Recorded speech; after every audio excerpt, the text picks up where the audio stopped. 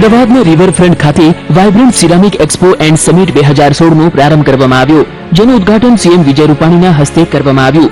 18 December સુધી expo and સમિટનું આયોજન કરવામાં આવી રહ્યું છે, જેમાં સીએમ રૂપાણીએ પીએમ મોદીના સ્ટેચ્યુનું અનાવરણ કર્યું।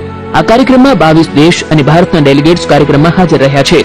ત્યારે સીએમ વિજય રૂપાણીએ જણાવ્યું કે પીએમ મોદીના પ્રયત્નોથી ગુજરાત ઇન્ડસ્ટ્રીયલ ગ્રોથ માટે સૌથી આગળ વધી રહ્યું છે, તો કેશલેસ મનીના પગલાને યોગ્ય અને ઉત્તમ ગણાવ્યું। તો પીએમ મોદીની વાત યાદ કરતા કહ્યું કે ગુજરાતમાં રૂપિયા વાવો, ડોલર ઉગાડો, કાળા નાણાંને નાથવા આ પગલું ભારતને આગળ લઈ જશે। તો વાઇબ્રન્ટ ગુજરાતને કારણે રાજ્યમાં સારું વાતાવરણ ઊભું થયું હોવાની પણ તેમણે વાત કરી। આની અંદર ટોટલ 11 MOU થયા છે, એમાંથી 8 MOU આપણે બીજા દેશની સંસ્થાઓ સાથે કર્યા છે, અને એ સંસ્થાઓ ચેમ્બર ઓફ કોમર્સ છે, કોઈ સિરેમિક ટાઇલ્સ ઇમ્પોર્ટ એસોસિએશન છે, બીજા કોઈ અલગ રીતે છે। આ MOU જે કન્ટ્રી સાથે કર્યા છે, અલગ અલગ કન્ટ્રી સાથે, દુબઈ ચેમ્બર ઓફ કોમર્સ દાખલા, તો એ આપણે માર્કેટિંગ ડેવલપમેન્ટ માટે, માહિતીના આદાન પ્રદાન માટેના છે, જેને માર્કેટ ઇન્ટેલિજન્સ કહેવાય। વાઇબ્રન્ટ સિરામિક એક્સપો એન્ડ સમિટનું અમદાવાદમાં આયોજન।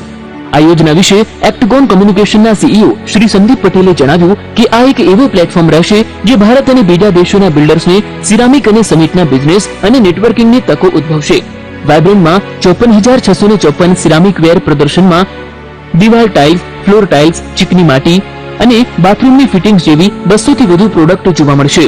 16 થી 18 ડિસેમ્બર દરમિયાન જાણીતા ગાયક અને એક્ટર દેવાંગ પટેલ દ્વારા સાંસ્કૃતિક કાર્યક્રમો યોજવામાં આવશે। આ યોજના સેનેટરી ઉદ્યોગમાં આવતી નીતિ સુધારાની નિર્ણાયક ભૂમિકા ગ્લોબલ નેટવર્કના સીઈઓ શ્રી જગત શાહ ભજવશે। સિરામિક ઉદ્યોગમાં ભારત દ્વિતીય સ્થાને આવે છે। ભારતનું સિરામિક ઉદ્યોગ 5,50,000 લોકોને રોજગારી પૂરી પાડે છે। સિરામિક ઉદ્યોગમાં 24,000 કરોડનું મૂડીરોકાણનો અંદાજ છે।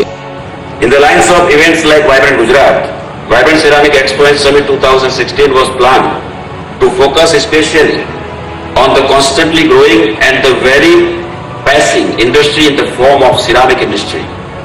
And even though we started off with lot of enthusiasm and determination, like the initial edition of Vibrant Gujarat, we expected to see the success and the difference in the Indian ceramic industry we reached at the end of 3 editions of this event.